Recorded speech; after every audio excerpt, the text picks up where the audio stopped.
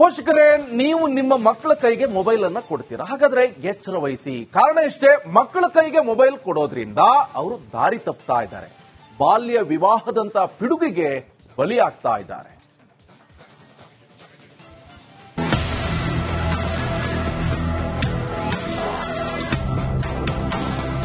ಇದು ಹೇಳಿ ಕೇಳಿ ಡಿಜಿಟಲ್ ಯುಗ, ಸ್ಮಾರ್ಟ್ ಫೋನ್ ಲೋಕ. ಪ್ರತಿಯೊಬ್ಬರ ಕೈಯಲ್ಲೂ ಮೊಬೈಲ್ ಇದೆ. ಯುವಕರಿಗಂತೂ ಮೊಬೈಲ್ ಇಲ್ಲದೆ ಬೇರೆ ಲೋಕವೇ ಇಲ್ಲ. ಬಾಲಕರು ಬಾಲಕಿಯರಿಗೂ ಮೊಬೈಲ್ ಬೇಕೇ ಬೇಕು. ಆದರೆ ಇದೇ ಮೊಬೈಲ್ ಅಪ್ರಾಪ್ತರನ್ನ ದಾರಿ ತಪ್ಪಿಸ್ತಾ ಇದೆ.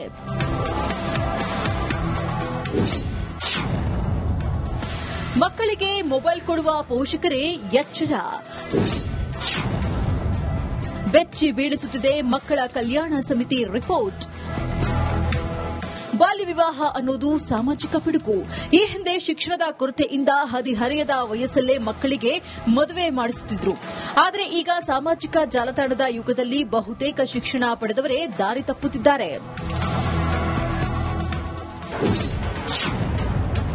ಪೋಷಕರೇ ಎಚ್ಚರ ಎಚ್ಚರ.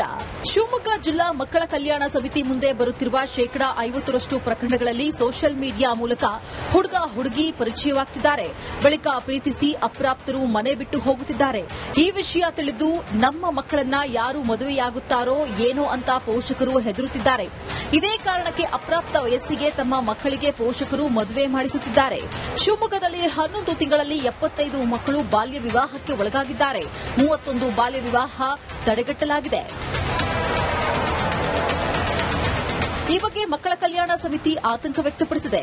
ಪೋಷಕರು ಮಕ್ಕಳ ಜೊತೆ ಹೆಚ್ಚಿನ ಸಮಯ ಕಳೆಯಬೇಕು. ಸೋಷಿಯಲ್ ಮೀಡಿಯಾದಲ್ಲಿ ಮಕ್ಕಳು ಯಾರ ಜೊತೆ ಸ್ನೇಹ ಬೆಳೆಸಿದ್ದಾರೆ ಅಂತ ಪರಿಶೀಲನೆ ಮಾಡಬೇಕು ಅಂತಾರೆ ಮಕ್ಕಳ ಸಮಿತಿಯವರು. ಶಿವಮೊಗ್ಗ ಜಿಲ್ಲೆ ಪ್ರಜ್ಞಾವಂತರ ಜಿಲ್ಲೆ, ಬುದ್ಧಿವಂತರ ಜಿಲ್ಲೆ, ಸುಶಿಕ್ಷಿತರ ಜಿಲ್ಲೆ. ಇಂತಹ ಒಂದು ಜಿಲ್ಲೆಯಲ್ಲಿ ಈಗಲೂ ಕೂಡ ನಾವು ಬಾಲ್ಯ ವಿವಾಹ ಅನ್ನಂತಹ ಒಂದು ಅನಿಷ್ಟ ಪದ್ಧತಿ ಬಗ್ಗೆ ಮಾತಾಡ್ತಿದೀವಿ ಅಂತ ಹೇಳಿದ್ರೆ ನಾವೆಲ್ಲರೂ ಕೂಡ ಬಹಳ ಒಂದು ಆಶ್ಚರ್ಯ ಆಗುತ್ತೆ.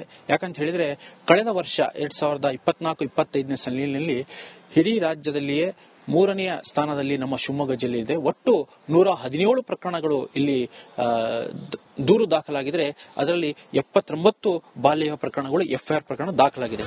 ಇನ್ನು ಬಾಲ್ಯ ವಿವಾಹ ತಡೆಗಟ್ಟುವುದೇ ದೊಡ್ಡ ಸವಾಲಾಗಿದೆ. ಪೋಷಕರು, ಶಿಕ್ಷಕರು, ಗ್ರಾಮ ಪಂಚಾಯಿತಿಗಳು, ಪ್ರಜ್ಞಾವಂತ ನಾಗರಿಕ ಸಮಾಜದ ಸಹಕಾರದಿಂದ ಖಂಡಿತವಾಗಿಯೂ ಈ ಸಾಮಾಜಿಕ ಪಿಡುಗನ್ನ ಬಗೆಹರಿಸುವುದಕ್ಕೆ ಸಾಧ್ಯವಿದೆಯಂತೆ. ಸೊ ನಾವು ತುಂಬಾ ಗಂಭೀರವಾಗಿ ಇವತ್ತು ಯೋಚನೆ ಮಾಡಬೇಕಾಗುತ್ತೆ. ಇಂತಹ ಒಂದು ಜಿಲ್ಲೆಯಲ್ಲೂ ಕೂಡ ಈಗಲೂ ಕೂಡ ಬಾಲ್ಯವ ನಾವು ಮಾತಾಡ್ತೀವಿ ಅಂತ ಹೇಳಿದ್ರೆ ನೋಡಿ, ಇಲ್ಲಿ ಬಹಳ ಮುಖ್ಯವಾಗಿ ಬಾಲ್ಯವ ಅಂತ ಹೇಳಿದ್ರೆ ಕೇವಲ 18 ವರ್ಷ 21 ವರ್ಷ ಅಷ್ಟೇ ಅಲ್ಲ. ಒಂದು ಹೆಣ್ಣು ಮಗು ಮದುವೆಯಾದ ನಂತರ ಅವಳ ಮೇಲೆ ಆಗುವಂತಹ ಮಾನಸಿಕ ದೈಹಿಕ ಪರಿಣಾಮವನ್ನು ಕೂಡ ನಾವು ನೋಡಬೇಕಾಗುತ್ತೆ. ಅದರಲ್ಲೂ ವಿಶೇಷವಾಗಿ ಶಿವಮೊಗ್ಗ ಜಿಲ್ಲೆಯಲ್ಲಿ 14-15 ವರ್ಷದ ಹೆಣ್ಣು ಮಕ್ಕಳು ಮದುವೆ ಆಗ್ತಿದ್ದಾರೆ, ಗರ್ಭಿಣಿಯರು ಆಗ್ತಿದ್ದಾರೆ ಅಂತ ಹೇಳಿದ್ರೆ ಇವತ್ತು ನಾಗರಿಕ ಸಮಾಜದಲ್ಲಿ ಬದುಕ್ತಿರುವ ನಮ್ಮ ಮೇಲೆ ಎಷ್ಟು ದೊಡ್ಡ ಜವಾಬ್ದಾರಿ ಇದೆ ಅಂತೆಲ್ಲ ನಾವೆಲ್ಲ ತಿಳ್ಕೋಬೇಕಾಗತ್ತೆ. ನೋಡಿದ್ರಲ್ವಾ ಪೋಷಕರೇ, ಇನ್ನು ಮುಂದಾದ್ರೂ ಮಕ್ಕಳ ಮೇಲೆ ಒಂದು ಕಣ್ಣಿಡಿ. ಯಾರ ಜೊತೆ ಸ್ನೇಹ ಬೆಳೆಸಿದ್ದಾರೆ ಅಂತ ಎಚ್ಚರ ವಹಿಸಿ.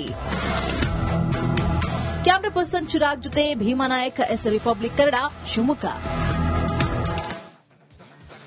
ಪೋಷಕರೇ, ನೀವು ನಿಮ್ಮ ಮಕ್ಕಳ ಕೈಗೆ ಮೊಬೈಲ್ ಅನ್ನ ಕೊಡ್ತೀರಾ. ಹಾಗಾದ್ರೆ ಎಚ್ಚರ ವಹಿಸಿ. ಕಾರಣ ಇಷ್ಟೇ, ಮಕ್ಕಳ ಕೈಗೆ ಮೊಬೈಲ್ ಕೊಡೋದ್ರಿಂದ ಅವರು ದಾರಿ ತಪ್ತಾ ಇದ್ದಾರೆ, ಬಾಲ್ಯ ವಿವಾಹದಂತ ಪಿಡುಗಿಗೆ ಬಲಿಯಾಗ್ತಾ ಇದ್ದಾರೆ.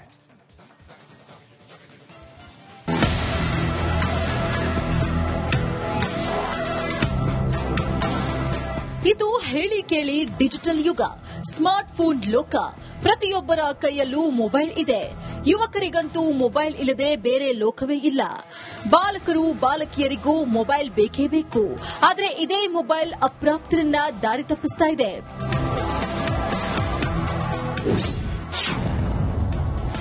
ಮಕ್ಕಳಿಗೆ ಮೊಬೈಲ್ ಕೊಡುವ ಪೋಷಕರೇ ಎಚ್ಚರ.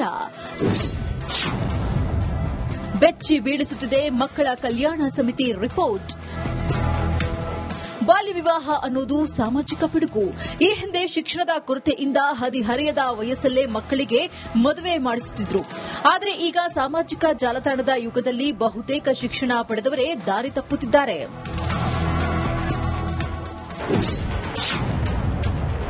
ಪೋಷಕರೇ ಎಚ್ಚರ ಎಚ್ಚರ. ಶಿವಮೊಗ್ಗ ಜಿಲ್ಲಾ ಮಕ್ಕಳ ಕಲ್ಯಾಣ ಸಮಿತಿ ಮುಂದೆ ಬರುತ್ತಿರುವ 50% ಪ್ರಕರಣಗಳಲ್ಲಿ ಸೋಷಿಯಲ್ ಮೀಡಿಯಾ ಮೂಲಕ ಹುಡುಗ ಹುಡುಗಿ ಪರಿಚಯವಾಗ್ತಿದ್ದಾರೆ.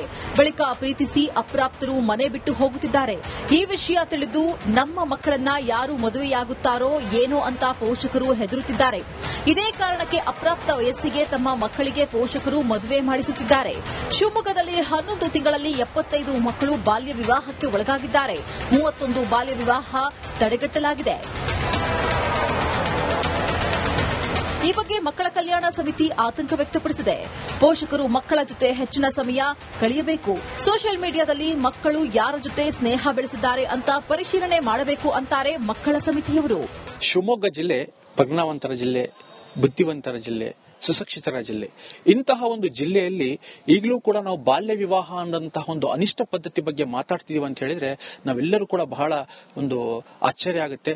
ಯಾಕಂತ ಹೇಳಿದ್ರೆ ಕಳೆದ ವರ್ಷ 2024-25ನೇ ಸಾಲಿನಲ್ಲಿ ಇಡೀ ರಾಜ್ಯದಲ್ಲಿಯೇ 3ನೇ ಸ್ಥಾನದಲ್ಲಿ ನಮ್ಮ ಶಿವಮೊಗ್ಗ ಜಿಲ್ಲೆ ಇದೆ. ಒಟ್ಟು 117 ಪ್ರಕರಣಗಳು ಇಲ್ಲಿ ದೂರು ದಾಖಲಾಗಿದ್ರೆ ಅದರಲ್ಲಿ 79 ಬಾಲ್ಯ ಪ್ರಕರಣಗಳು ಎಫ್ಐಆರ್ ಪ್ರಕರಣ ದಾಖಲಾಗಿದೆ.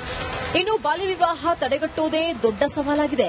ಪೋಷಕರು, ಶಿಕ್ಷಕರು, ಗ್ರಾಮ ಪಂಚಾಯಿತಿಗಳು, ಪ್ರಜ್ಞಾವಂತ ನಾಗರಿಕ ಸಮಾಜದ ಸಹಕಾರದಿಂದ ಖಂಡಿತವಾಗಿಯೂ ಈ ಸಾಮಾಜಿಕ ಪಿಡುಗನ್ನ ಬಗೆಹರಿಸುವುದಕ್ಕೆ ಸಾಧ್ಯವಿದೆಯಂತೆ. ಸೊ ನಾವು ತುಂಬಾ ಗಂಭೀರವಾಗಿ ಇವತ್ತು ಯೋಚನೆ ಮಾಡಬೇಕಾಗುತ್ತೆ. ಇಂತಹ ಒಂದು ಜಿಲ್ಲೆಯಲ್ಲೂ ಕೂಡ ಈಗಲೂ ಕೂಡ ಬಾಲ್ಯವ ನಾವು ಮಾತಾಡ್ತೀವಿ ಅಂತ ಹೇಳಿದ್ರೆ ನೋಡಿ, ಇಲ್ಲಿ ಬಹಳ ಮುಖ್ಯವಾಗಿ ಬಾಲ್ಯವ ಅಂತ ಹೇಳಿದ್ರೆ ಕೇವಲ 18 ವರ್ಷ 21 ವರ್ಷ ಅಷ್ಟೇ ಅಲ್ಲ, ಒಂದು ಹೆಣ್ಣು ಮಗು ಮದುವೆಯಾದ ನಂತರ ಅವಳ ಮೇಲೆ ಆಗುವಂತಹ ಮಾನಸಿಕ ದೈಹಿಕ ಪರಿಣಾಮವನ್ನು ಕೂಡ ನಾವು ನೋಡಬೇಕಾಗುತ್ತೆ. ಅದರಲ್ಲೂ ವಿಶೇಷವಾಗಿ ಶಿವಮೊಗ್ಗ ಜಿಲ್ಲೆಯಲ್ಲಿ 14-15 ವರ್ಷದ ಹೆಣ್ಣು ಮಕ್ಕಳು ಮದುವೆ ಆಗ್ತಿದ್ದಾರೆ, ಗರ್ಭಿಣಿಯರಾಗ್ತಿದ್ದಾರೆ ಅಂತ ಹೇಳಿದ್ರೆ ಇವತ್ತು ನಾಗರಿಕ ಸಮಾಜದಲ್ಲಿ ಬದುಕ್ತಿರುವ ನಮ್ಮ ಮೇಲೆ ಎಷ್ಟು ದೊಡ್ಡ ಜವಾಬ್ದಾರಿ ಇದೆ ಅಂತೆಲ್ಲ ನಾವೆಲ್ಲ ತಿಳ್ಕೋಬೇಕಾಗುತ್ತೆ. ನೋಡಿದ್ರಲ್ವಾ ಪೋಷಕರೇ, ಇನ್ನು ಮುಂದಾದ್ರೂ ಮಕ್ಕಳ ಮೇಲೆ ಒಂದು ಕಣ್ಣಿಡಿ. ಯಾರ ಜೊತೆ ಸ್ನೇಹ ಬೆಳೆಸಿದ್ದಾರೆ ಅಂತ ಎಚ್ಚರ ವಹಿಸಿ.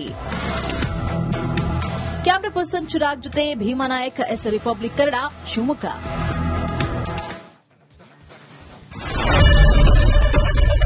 ಏನ್ ಪ್ರಾಬ್ಲಮ್ ಇಲ್ಲ ಏರಿಯಾದಲ್ಲಿ? ಏನ್ ಪ್ರಾಬ್ಲಮ್? ಏನ್ ನಿಮ್ ಪ್ರಾಬ್ಲಮ್? ಇದೆಲ್ಲ ಪ್ರಾಬ್ಲಮ್ ಐತಿಲ್ಲ ಹೇಳಿ. ಏನ್ರಿ ನಿಮ್ ಪ್ರಾಬ್ಲಮ್? ಏನ್ ನಿಮ್ ಪ್ರಾಬ್ಲಮ್ ಅಂತ ಹೇಳಿ. ಯಾರಪ್ಪ ನಗರಕ್ಕೆ? ಗಾಂಧಿನಗರ, ದಾಸರಹಳ್ಳಿ, ರಾಜರಾಜೇಶ್ವರಿ ನಗರ, ಚಾಮರಾಜಪೇಟೆ, ಹುಬ್ಬಳ್ಳಿ, ಚನ್ನಮರುತ್ತದ, ಮೈಸೂರಿಗೆ ಬಂದಿರೋದು. ಬ್ಯಾಡಗಿ ತಾಲೂಕಿಗೆ ನಾವು ಬಂದಿವ್ರಿ. ಸರ್ ಹೇಳಿ ಸರ್, ಏನ್ ಪ್ರಾಬ್ಲಮ್? ನಿಮ್ ಎಮ್ಎಲ್ಎ ಹೆಂಗೆ? ಏನೆಲ್ಲ ಸಮಸ್ಯೆಗಳು? ಏನ್ ಕಥೆಯಲ್ಲಿ ಬಂತ? ಅಯ್ಯಪ್ಪ ಯಾವತ್ತೂ ಬಂದಿಲ್ಲ. 2 months ಇಂದ ನೀರಿಲ್ಲ. ಟ್ಯಾಂಕರ್ ಬರ್ಬೇಕಾದ್ರೆ ರೋಡ್ ಸರಿ ಇಲ್ಲ ಅಂತ ಯಾರ ಹತ್ರ ಹೋಗಿ ಹೇಳೋದಕ್ಕೆ ನಮ್ಗೆ ಯಾರು ಇಲ್ಲ. ಇಲ್ಲಿ ಕಿತ್ತೋದ್ರೆ ಏನ್ ಹಾಳಾಗೋದ್ರು ಇದು ಯಾರು ನೋಡರೇ ಗತಿ ಇಲ್ಲ. ನಾವಿದ್ದೀವಿ ಅಂತಾರೆ. ಇವಾಗ ಯಾರು ಎಮ್ಎಲ್ಎ ಮಗ ಒಂದ್ ದಿವಸನೂ ಬಂದಿಲ್ಲ. ಫುಲ್ ಸ್ಟ್ಯಾಂಡರ್ಡ್ ಲಕ್ಸುರಿಯಸ್ ಬೆಡ್ರೂಮ್ ಐತ್ರಿ ಅದು. Taj west end tradition blue. Meeting ನಿಮ್ದು ಮೀಟಿಂಗ್ ಇಲ್ಲಿ ಮಾಡ್ರಿ. ಇಷ್ಟು ವರ್ಷ ಆಯ್ತು, ಇದಕ್ಕೆಲ್ಲ ಯಾರು ಸರ್ ಜವಾಬ್ದಾರಿ? 2,000 ರೂಪಾಯಿ ಬ್ಯಾಂಕ್ ಹೋಗ್ತೀನಿ ಬರ್ತಾ ಇದ್ದೀನಿ. ಬ್ಯಾಂಕಿಗೆ ಹೋಗ್ತೀನಿ ಬರ್ತೀನಿ 2,000 ಮಾತ್ರ ಬರ್ತಾ ಇಲ್ಲ. 2,000 ನಂದು ಹೊಂಟೈತು. ನಿಲ್ ಮೇಲೆ ಭಾರಿ ಐಟ್ ಅದು ಮಾರ. ಮೇಡಮ್ ಬರಲ್ಲ ಕಣ್ರಿ ಸರ್. ರಾತ್ರಿ 1 ಗಂಟೆವರೆಗೂ ಎಣ್ಣೆ ಅಂಗಡಿ ತೆಗಿಬೇಕಾದ್ರೆ ಬೆಳಗ್ಗೆ 4 ಗಂಟೆವರೆಗೂ ತೆಗಿಬೋದಲ್ಲ. ಮಗನೂ ನೋಡಲ್ಲ, ಯಾರು ನೋಡಲ್ಲ. ನಾನು ಒಬ್ಬಳು ನೋಡ್ಸ್ಕೊಂತೀರಜ್ಜ. ನಮ್ಮ ಮಕ್ಕಳಿಗೆ ಅಮ್ಮ ಅಪ್ಪ ಇಲ್ಲ, ಅವರು ನೋಡಿ ಬರ್ತಾ ಇದೀವಿ. ದೇವ್ರು ಬಿಟ್ಟಂಗೆ ಆಗುತ್ತೆ.